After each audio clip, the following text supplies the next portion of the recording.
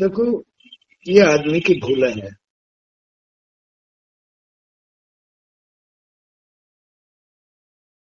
इस संसार में जितना जीव बेचैन होता है, ये सब भूले हैं। सच्चाई में कोई भी बेचैनी नहीं है। सच्चाई तो सच्चाई है। सच्चाई में तो हर एक जीव को आना ही पड़ता है। सच्चाई छोड़ करके ही तो आदमी बेचैन होता है। जीव बेचैन होता है।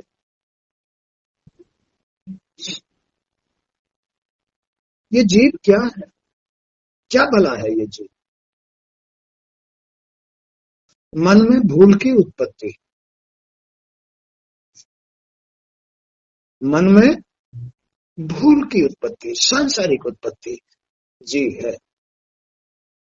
तुम अपनी आंखों से, तुम अपने कानों से कोई बात सुनते हो, आंखों से कुछ बात देखते हो, तुम अपनी वाणी से कोई शब्द बोलते हो या मुख में कोई चीज खाते हो, उसका रंग तुम्हारे मन पर आता है।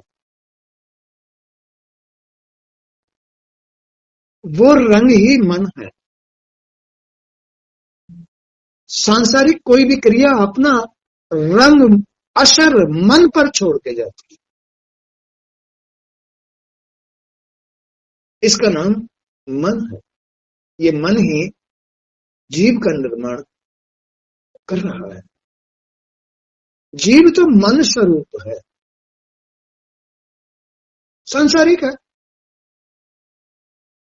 लेकिन परमात्मा जीव नहीं है।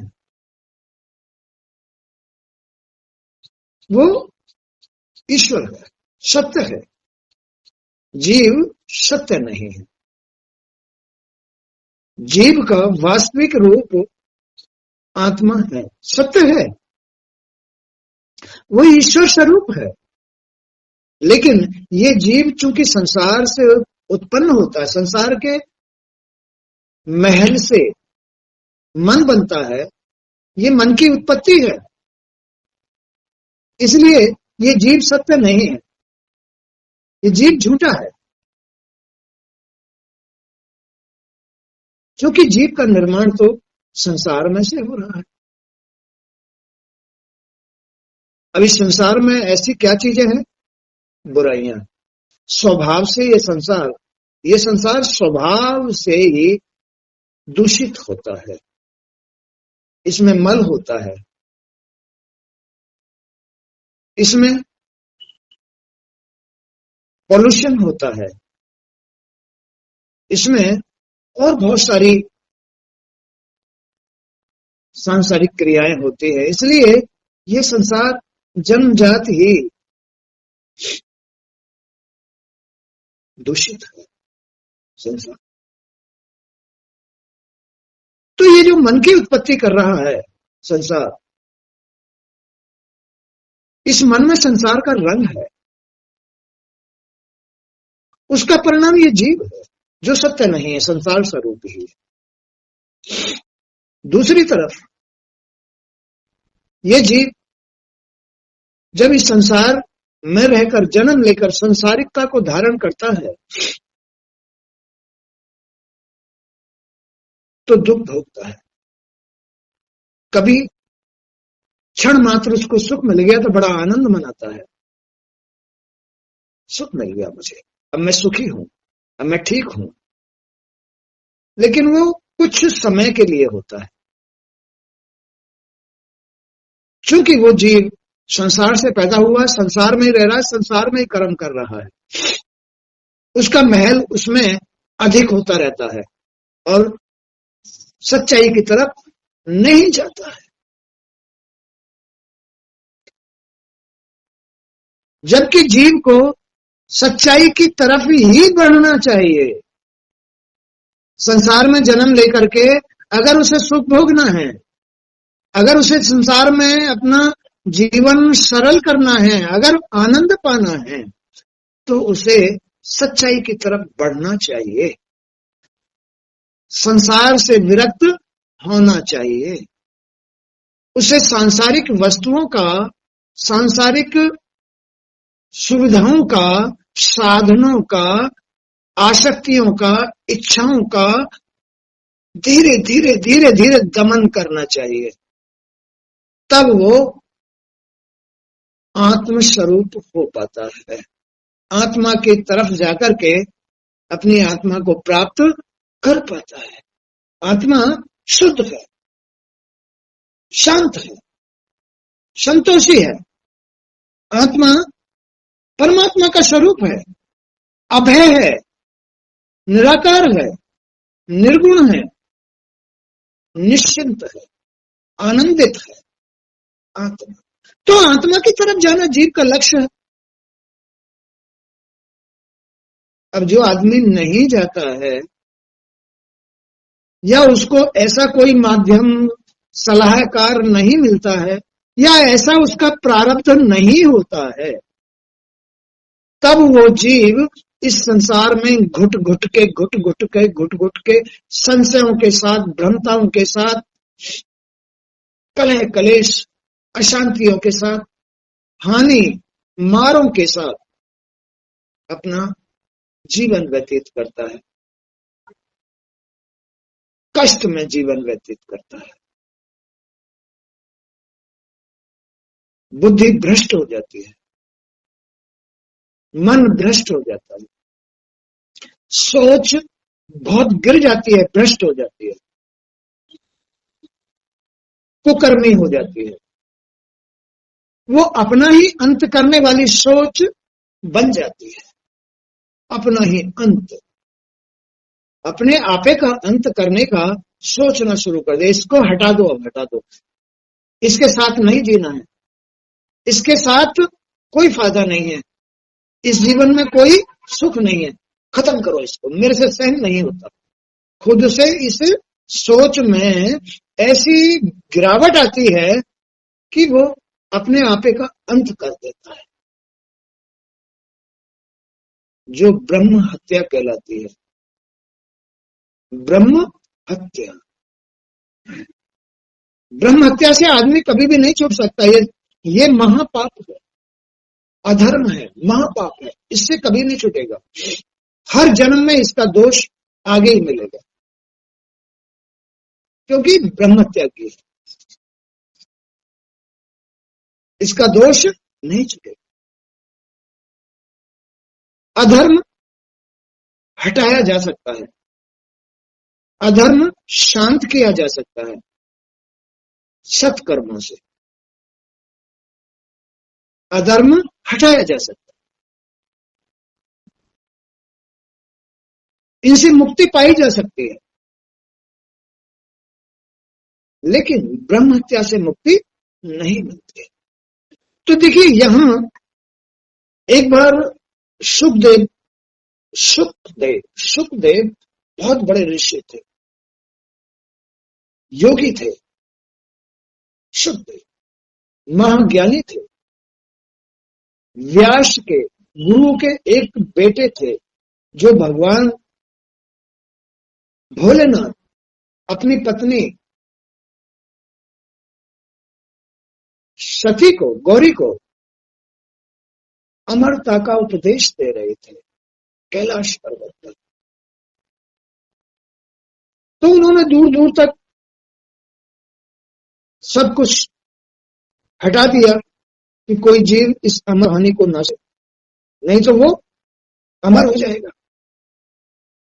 लेकिन फिर भी वहां कोई भगवान भोलेनाथ का भक्त कबूतर के रूप में, जिसको अभिशाप मिला था अपने गुरु का, वो कबूतर बनकर के वहां आ बैठा और वो उनकी बात को सुनता रहा, अमर कहानी को सुन लिया। और पार्वती सो गई, वो जवाब देता रहा। भोलेनाथ ने जब आंखें खोली तो पार्वती सो रही थी। वो एकदम सोचने लगे कि ये आवाज कौन दे रहा था। फिर बस भगवान भोलेनाथ ने देखा, और ये कबूतर हो, तो वो उनके पीछे पीछे हो लिए, कबूतर आगे आगे और वो पीछे पीछे। और वो कबूतर व्यास देव की जो पत्नी थी वो अपने केश सुखा रही थी, जवाई आ रही थी, उसके मुंह में प्रवेश कर गया कबूतर, गर्भ में चला गया। भोलेनाथ उसको मारने के लिए व्यास पत्नी को भी मारने लगे, लेकिन उनका प्रभु मैं तो निर्दोष हूं, मेरे आप मेरी निर्मम हत्या क्यों कर रहे हैं? मैं तो स्त्री हूं, अबला हूं। और फिर मेरे गर्भ में कोई शिशु है, कोई प्रवेश कर भी गया है, तो अब वो मेरा गर्भ है, वो मेरा बच्चा है, मेरे गर्भ को नष्ट करने का ये मत कीजिए ऐसे। भगवान भोलेनाथ को दया आ गई, उन्होंने सुखदेव को जन्म दिया। बड़े ज्ञानी ध्यानी थे, अमर थे, क्योंकि उन्होंने अमर कथा सुनी थी। तो वही ये सुखदेव है, ये परमात्मा की महिमा का उपदेश कर रहे हैं, परमात्मा की महिमा का। इनको परमात्मा की, शिव की, सत्य की, पार ब्रह्म परमेश्वर की, आत्मा की महिमा का पता है, क्योंकि ये सत्य है, अमर है, इनको सच्चाई का सब कुछ पता है। तो वो उपदेश कर रहे हैं इस सच्चाई का, आत्मा का, परमात्मा का। श्री सुखदेव जी ने कहा, परीक्षित, इस श्रीमद् भागवत पुराण में बार बार विश्व, आत्मा, ये विश्व है जो हमारा शरीर है, यही विश्व है। आंखों के सामने जो संसार दिखाई दे रहा है ये विश्व है। तो इस विश्व आत्मा भगवान श्री हरि का कीर्तन करने की बात कही गई है बार बार, कि श्री हरि का कीर्तन करो इस संसार में, इससे बड़ी कोई प्राप्ति नहीं है। हमारी आंखों के सामने जो संसार है, इसमें भी बार बार कीर्तन करना चाहिए आदमी को, जगह जगह जगह जगह, भगवान मंदिरों में, अपने घरों में कीर्तन करना चाहिए। इस भागवत में भगवान को खुश करने के लिए, परमात्मा को खुश करने के लिए, उसको पाने के लिए इस भागवत पुराण में बार बार ये उपदेश किया गया है कि कीर्तन करो, अपने अंदर भी राम राम राम राम राम, राधेश्याम सीताराम, राधेश्याम सीताराम, राधेश्याम सीताराम, राधेश्याम सीताराम, राधेश्याम सीताराम, राधा वल्लभ की जय। तो ये कीर्तन अपने अंदर भी करना चाहिए, संसार में भी, अपने घर में भी करना चाहिए। कीर्तन आत्मा को प्राप्त करने में, इस कलयुग में कीर्तन सहज में ही आत्मा को प्राप्त करा देता है, परमात्मा को प्राप्त करा देता है कीर्तन।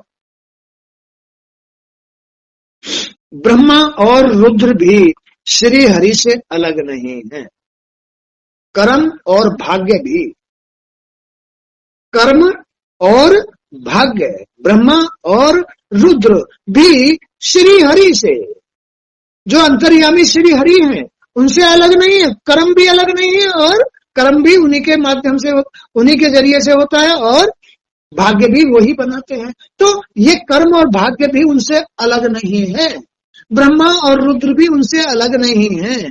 जो इस संसार में श्री हरि वास करते, आत्मा वास करती है, परमात्मा वास करता है, वो इन ब्रह्मा और रुद्र के भी मूल हैं, आत्मा है, एक ही है ये। इस सृष्टि को रचने वाले भी वही, पालने वाले भी वही, और रक्षा करने वाले भी वही है। वही भगवान विष्णु बन करके पालते हैं, ब्रह्मा बन करके कर्म कराते हैं, और उसका परिणाम श्री हरि रुद्र रूप में तैयार कर देते हैं।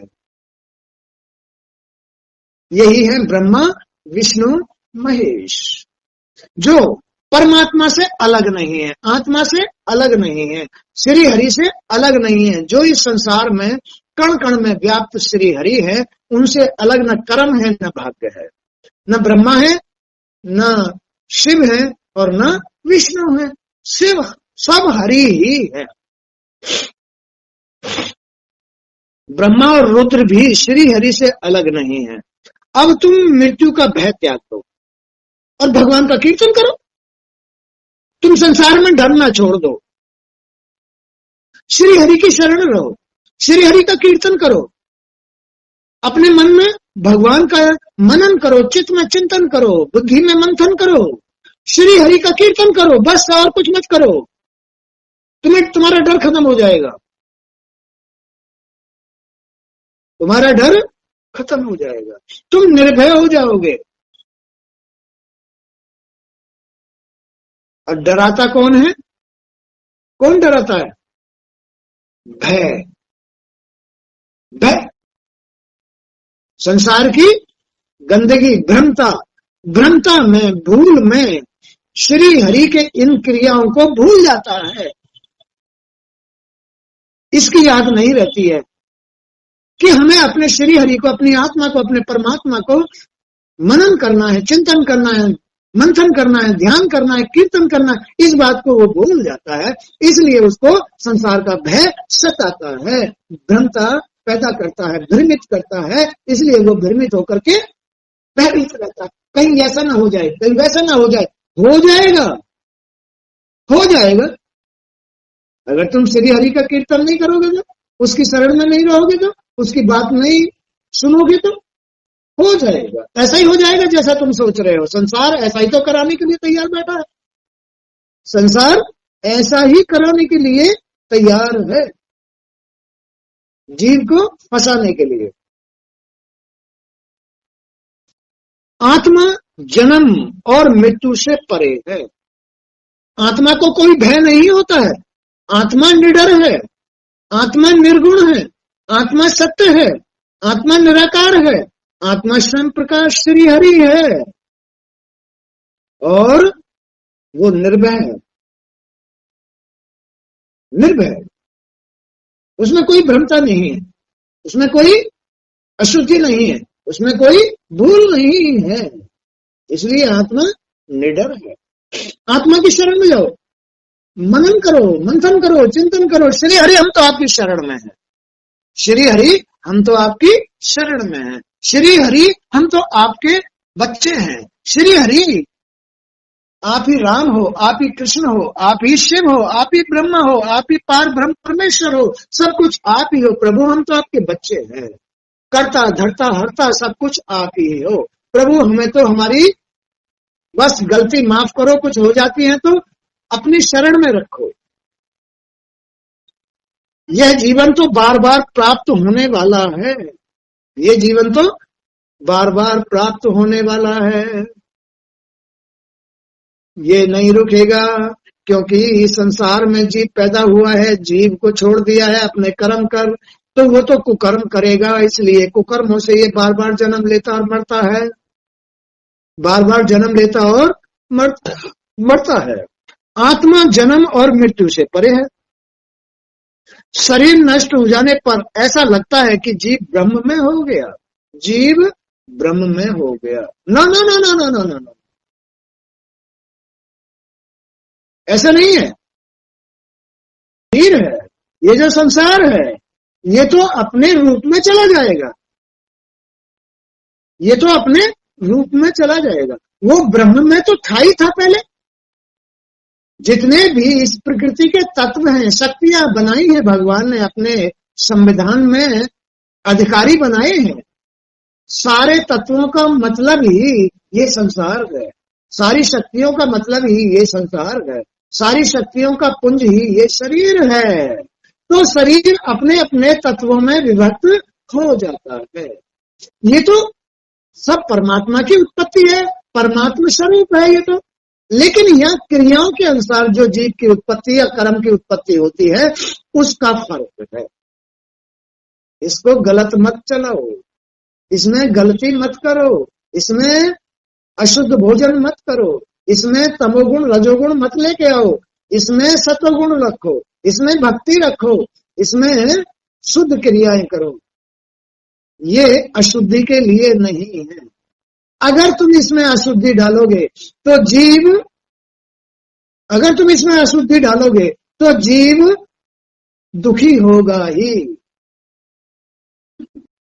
चाहे अशुद्धि किसी प्रकार की भी डाल लो, वो तो तुम्हें दुख देगी ही देगी, वो तुम्हें आत्मा के पास नहीं जाने देगी, तुम्हें बचने नहीं देगी।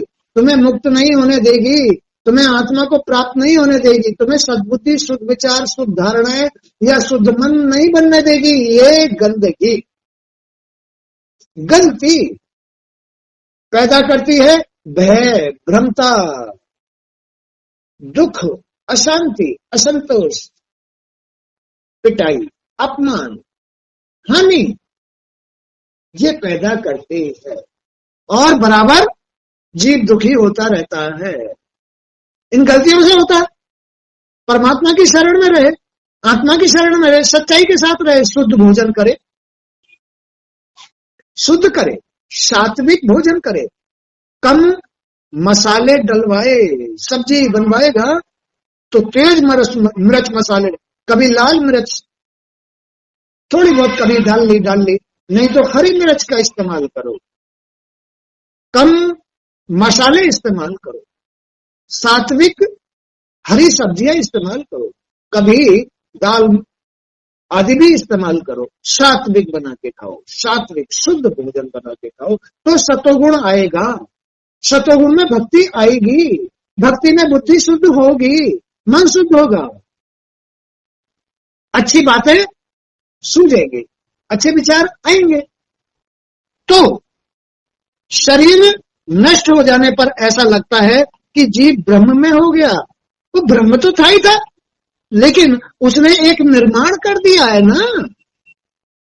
ब्रह्म में तो था ही था, तुम्हारा शरीर भी और तुम भी, परमात्मा तो ब्रह्म है ही है।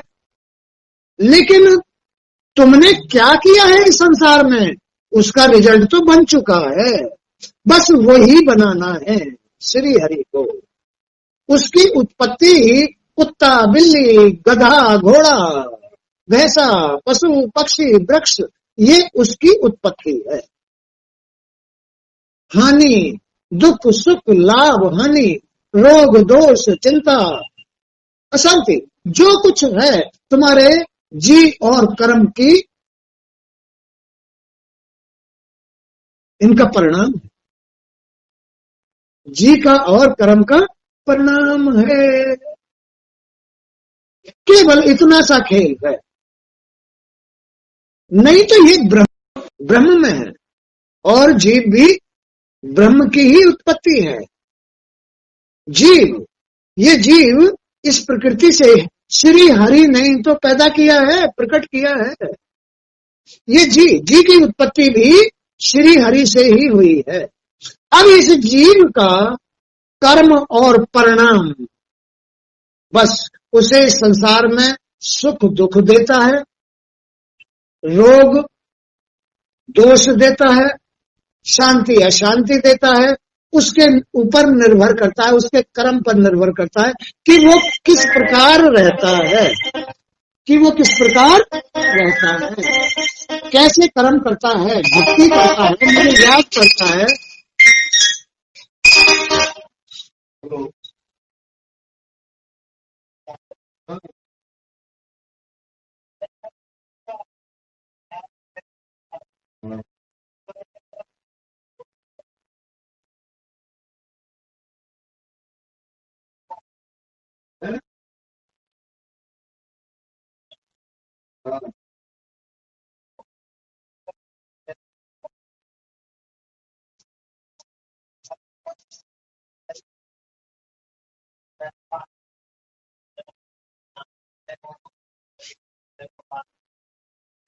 अच्छा, तू इससे जो है कुछ मत मांगा कर, तुझे पता नहीं है, तुम बेकार की बातें करते हो।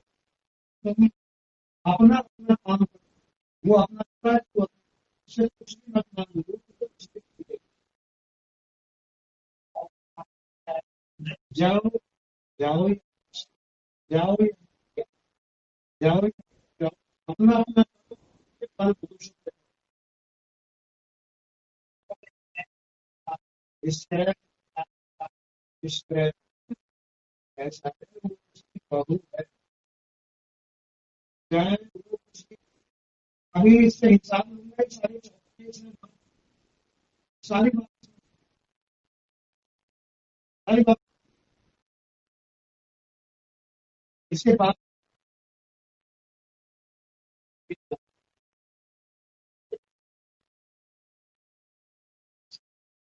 तो ये सब भ्रमताएं हैं, भेदभाव। अभी ये क्या था? भेदभाव। किसने? किससे?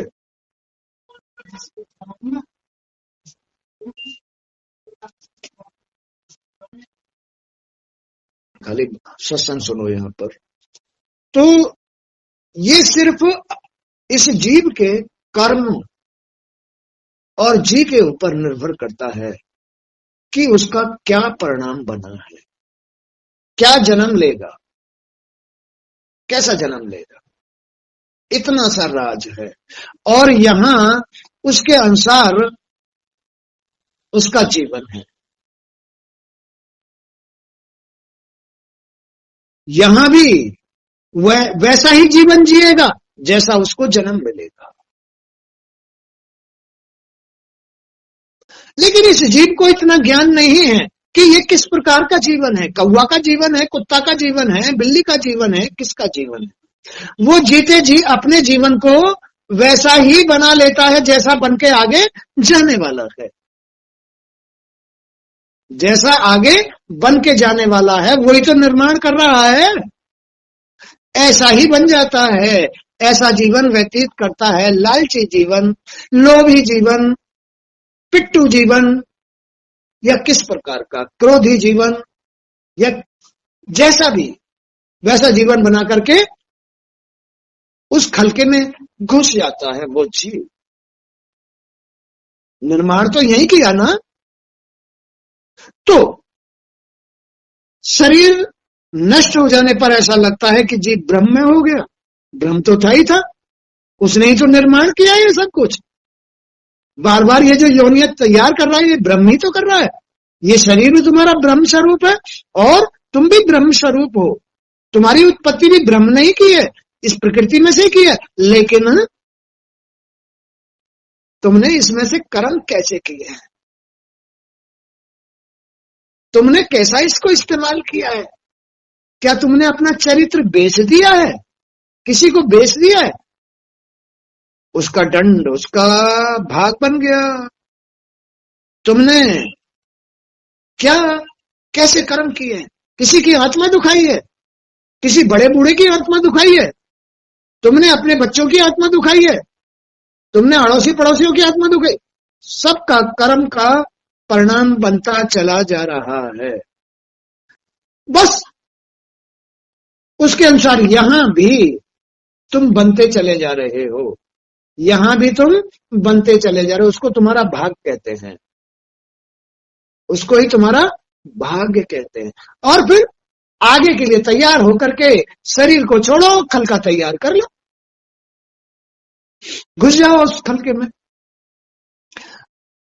तो जबकि ये पहले से ही ब्रह्म था, ये मन ही आत्मा के लिए, ये मन ही आत्मा के लिए, हरि के लिए, परमात्मा के लिए, परमात्मा ही तो आत्मा है, श्री हरि है, इसमें यही तो जीव है।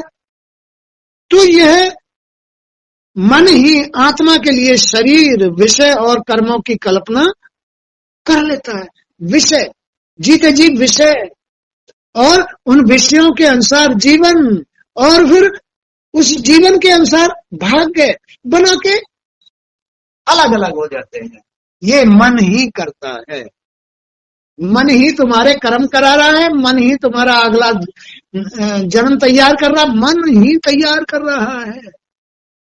जिसका जैसा मन है, मन ही तुम्हारा जीवन इधर या इधर चला रहा है। मन ही तुम्हारी गाड़ी को पटरी पर चला रहा है, मन ही तुम्हारी गाड़ी को पटरी से उतार देता है, मन ही तुम्हें पिटवाता है, अशांत रोगी दोषी बनाता है, मन ही तो बनाता है। और अगले जन्म का खलका भी मन ही तैयार करता है। मन, ये मन रूपी जो जी है, मैं कर्म प्रधान है। मन रूपी जी में कर्म प्रधान है। ये मन ही आत्मा के लिए शरीर, विषय और कर्मों की कल्पना कर लेता है, और उस मन की सृष्टि करती है माया। उस मन की सृष्टि करती है माया। सतोगुण, रजोगुण, तमोगुण। सतोगुण में तो माया मन से मिला देती, माया ही तो मिलाती, मन से भी कराती है। सतोगुण में तो नियम धर्म के साथ रखती है, जल्दी उठाती है। यही माया जल्दी भी उठाती है, यही माया पूजा भी कराती है, यही माया तुम्हें भगवान के दर्शन करा देती है। सतोगुण भी माया का ही गुण है। रजोगुण भगवान से दूर करता है, संसार में घुसा देता है। अब तो भैया उसे ऐसे, अब तो उसका मन भी खराब होगा, बुद्धि भी खराब होगी, और दूषित कर्म भी होंगे, और विषय आसक्त भी हो जाएगा। तो इस सृष्टि की रचना कराती है माया। कौन कराती है इस सृष्टि की रचना? माया। अगर भगवान माया का साथ नहीं लेते तो न सूर्य बनता, न पृथ्वी बनती, न वायु बनती, न जल बनता, न अग्नि बनती, न कुछ होता, न प्रकाश होता, न रात होती, न दिन होता। माया से ही होता है, माया से ही होता है। अब इसमें, इस संसार में रहने वाले भगवान या सूर्य देव माया के साथ ही श्री हरि से प्रकाशित हो रहे हैं, श्री हरि से ही प्रकाशित हो रहे हैं। माया के सतोगुण से सूर्य देव भगवान की भक्ति करके प्रकाशित हो रहे हैं।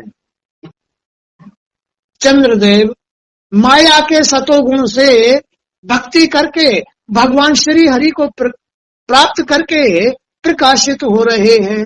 पृथ्वी माता में जो ये सत है, ये पृथ्वी माता की भक्ति सतोगुण धारण करके पृथ्वी ने भगवान श्री हरि को सत को प्राप्त किया है। बस वो ही हर चीज को उपजाती रहती है। तो श्री हरि ही मूल हैं, इस सृष्टि के, प्रकृति के श्री हरि मूल हैं। सबने सतोगुण, माया के सतोगुण को धारण करके भक्ति की है, शरण में रहे हैं, भगवान का, भोलेनाथ का आशीर्वाद प्राप्त किया है, तब वो ये अधिकारी बने हैं, तब उनका इस सृष्टि में अपना अपना स्थान मिला है। तो भक्ति से मिला है, भगवान से मिला है, भगवान की खुशी से, प्रसन्नता से मिला है। आदमी मनमानी तो नहीं कर सकता, मनमानी करेगा तो पिटेगा, मनमानी करेगा तो उसका बुरा रिजल्ट बनेगा, मनमानी करेगा तो मन ही बार बार कुत्ता, भैंसे, गधे आदि की सृष्टि रचता है, मन ही रचता है। और रोग दोष आदि ये सब कुछ मन ही तैयार करता है। इसलिए मन को शांत रखना चाहिए, मन को शुद्ध रखना चाहिए, नहीं तो तुम्हारी गलती, उल्टी सीधी सृष्टि रच देगा। मन को शांत रखना चाहिए, मन में श्री हरि का कीर्तन करते रहना चाहिए, मनन करते रहना चाहिए, बुद्धि में मंथन करते रहना चाहिए, जिससे कि श्री हरि में मन लगा रहे, जिससे कि श्री हरि में मन लगा रहे, अपनी आत्मा के प्रति जाता रहे, मंदिर जाता रहे, मौन बाबा जाता रहे, गुरु जी की शरण आता रहे, अच्छी बातें सुनता रहे, तभी करेगा। जब ये काम करेगा, कीर्तन करेगा, मनन करेगा, मंथन करेगा, ये सत्संग सुनेगा, तब उसका मन आत्मा की तरफ जाएगा, मन शुद्ध होगा। मन शुद्ध होगा तो बुद्धि शुद्ध, कर्म शुद्ध और परिणाम भी शुद्ध बनेगा, पाप नष्ट हो जाएंगे। ये तो पापी लोग होते हैं जो अपने आप को भी बिगाड़ लेते हैं, खुद को भी बिगाड़ लेते हैं और दूसरों को भी कष्ट देते हैं, पापी लोग होते हैं। ये मन ही आत्मा के लिए शरीर, विषय और कर्मों की कल्पना कर लेता है, और उस मन की सृष्टि करती है माया। मन की सृष्टि कौन करती है? माया। गुण, कभी सांसारिक, कभी भक्ति, कभी तमोगुण, पतन, बुद्धि भ्रष्ट हो गई, मन खराब हो गया, दूषित हो गया, उसको कहते हैं तमोगुण, पतन। ये माया ही अविद्या है, माया ही अविद्या भी है, विद्या भी है। भक्ति में सतोगुण से इसकी वृद्धि करोगे, सतोगुण की, तो ये विद्या की तरफ ले जाएगा। ये जीव विद्यावान हो जाएगा, ज्ञानवान हो जाएगा।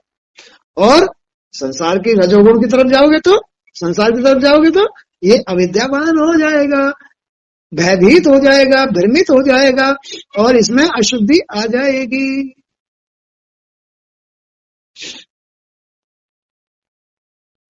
तो ये माया के कारण ही, माया के कारण ही, रजोगुण और तमोगुण के कारण ही जीव संसार चक्र में पड़ता है, संसार के चक्कर में आ जाता है।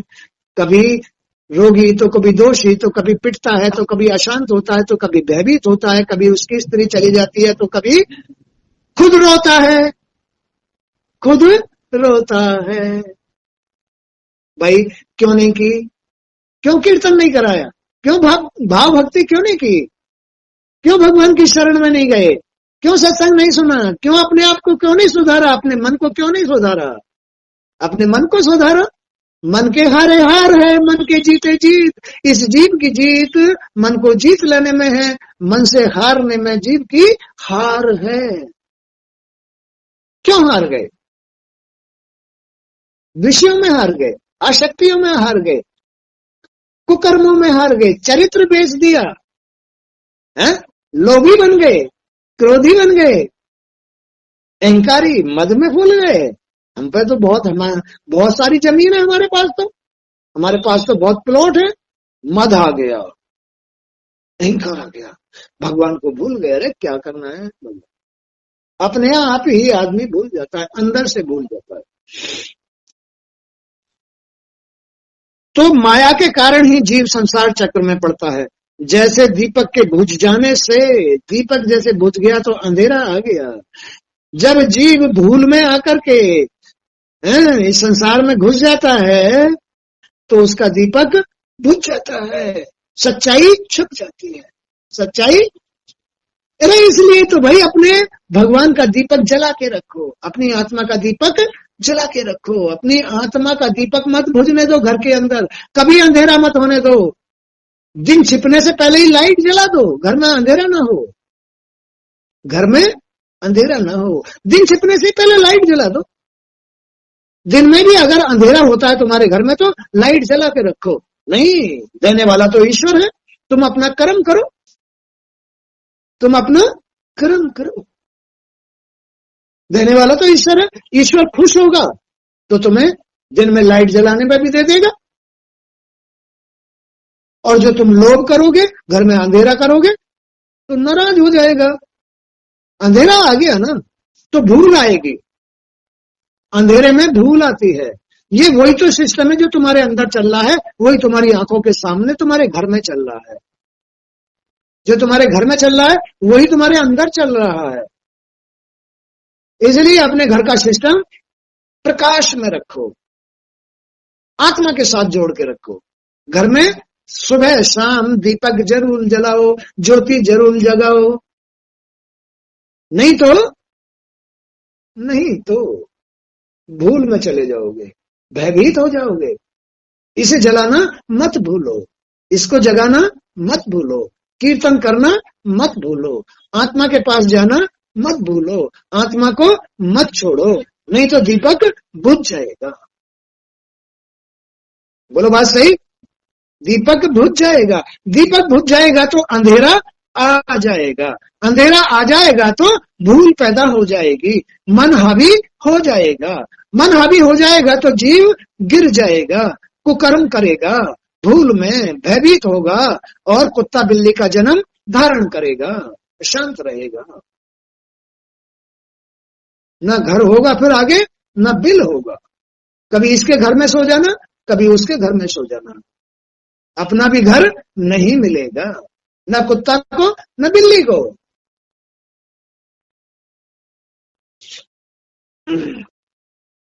तो जैसे दीपक के बुझ जाने से तत्व रूप तेज का विनाश नहीं होता, वैसे ही संसार का नाश होने पर भी स्वयं प्रकाश आत्मा का नाश नहीं होता है। आत्मा का नाश नहीं होता कभी।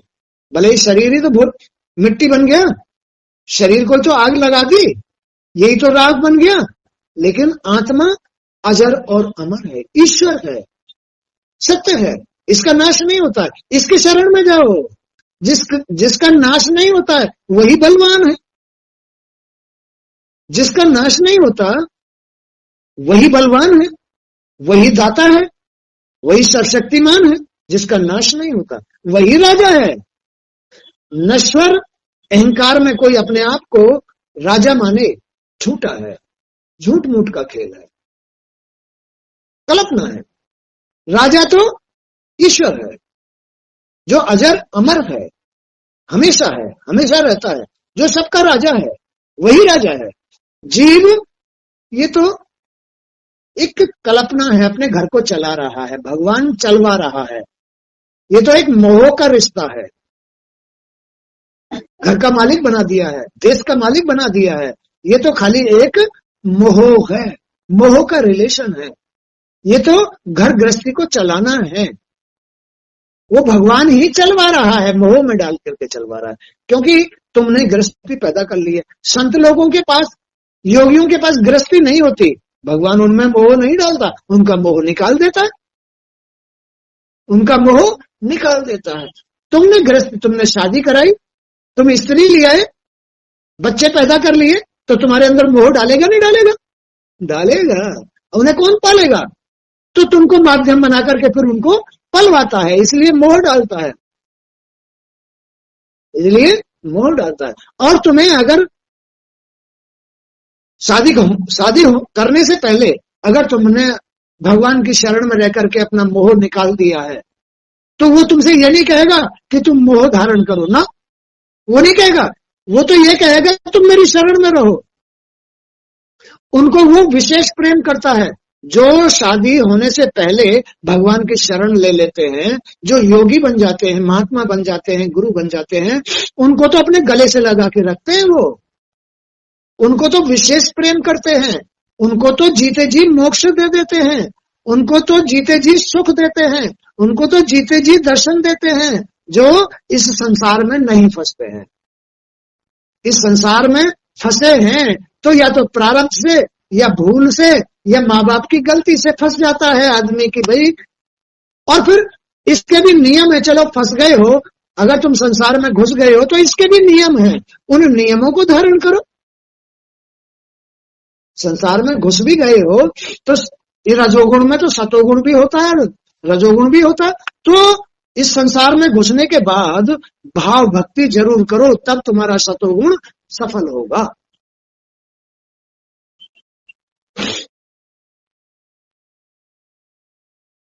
तो माया के कारण ही जीव संसार चक्र में पड़ता है। जैसे दीपक के बुझ जाने से तत्व रूप तेज का विनाश नहीं होता, वैसे संसार का नाश होने पर भी स्वयं प्रकाश आत्मा का नाश कभी नहीं होता है। वो तो अजर अमर है।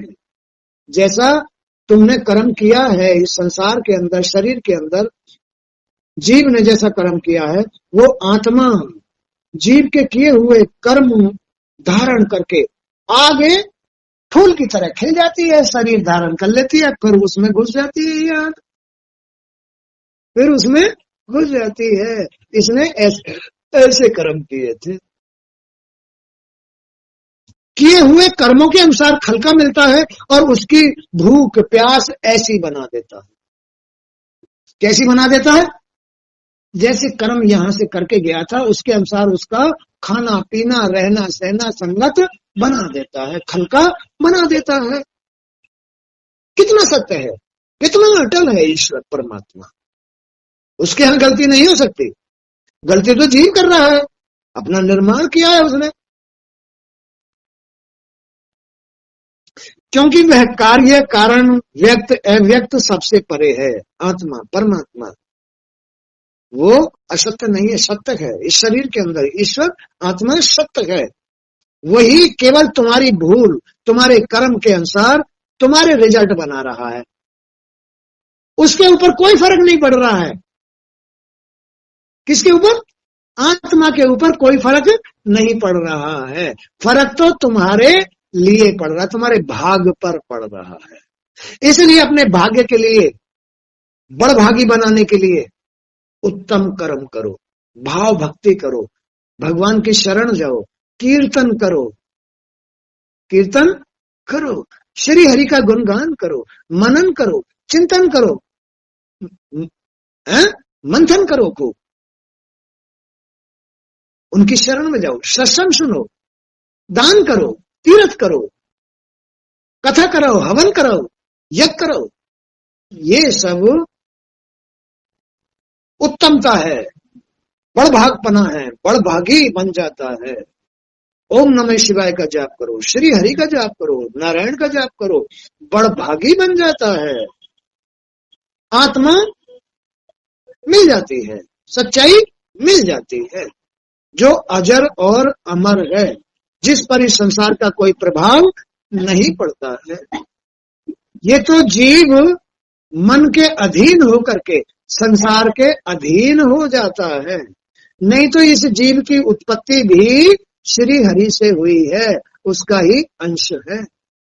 इस पर भी संसार का कोई असर नहीं होना चाहिए।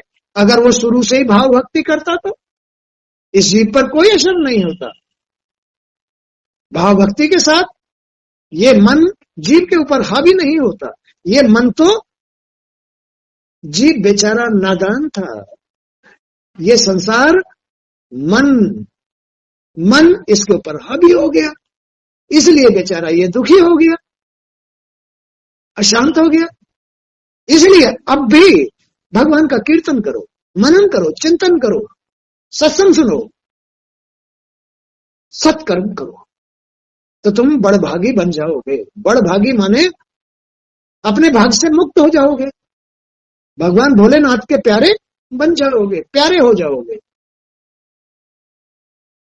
संसार के तुम्हें दुष्कर्म नहीं सताएंगे, रोग नहीं सताएंगे, पाप नहीं सताएंगे, क्योंकि वह कार्य कारण व्यक्त अव्यक्त सबसे परे है।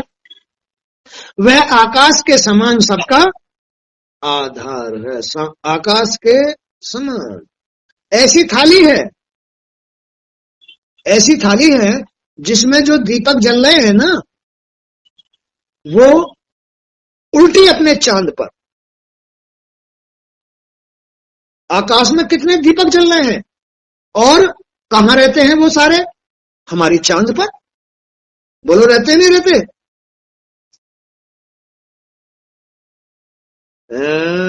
ऐसा है ईश्वर, देख लो, थाली उल्टी है और उल्टी थाली में भी दीपक नहीं गिर रहे हैं। ऐसा है ईश्वर, अजर अमर, सब शक्तिमान, जो चाहता है वो कर सकता है, जीव नहीं कर सकता जो चाहे। नियम धर्म के अनुसार रह करके नियम धर्म के अनुसार ही कर सकता है, तब वो बड़भागी बनेगा, तब वो अपने इस संसार से सफल हो पाएगा। वह आकाश के समान सबका आधार है, नित्य है और निश्चल है, अनंत है, आत्मा परमात्मा। तुम ईश्वर के ही अंश हो, निर्भय बन जाओगे। तुम भी आत्मा के रूप हो, आत्मा बन जाओगे, तुम भगवान बन जाओगे। संभल के रहो, श्री हरि का गुणगान करो, नियम धारण करो, धर्म धारण, और अपने वास्तविक स्वरूप में पहुंच जाओ। आत्मा को प्राप्त करो, परमात्मा को प्राप्त करो, उनसे योग लो, मनन करो। ये अंतर है। अभी तुम्हें स्पष्ट करके बताया इस संसार का मतलब, अपनी आत्मा का मतलब, जीव का मतलब, भाग्य का मतलब, अगले जन्म का मतलब, सब कुछ खोल के बता दिया। इसलिए आदमी को भगवान की शरण में ही लाभ है। यही सच्चाई है, ये है भगवान की महानता। क्या है? भगवान की महानता। भगवान ही महान है, भगवान ही सत्य है, भगवान ही नित्य है, भगवान ही अटल है, भगवान ही निश्चल है। एक है, अनेक नहीं है, एक है। एक की ये सारी लीला है। समझो, सुधरो, कष्टों से बचो। आज का सत्संग भी यहीं तक। जय श्री कृष्ण।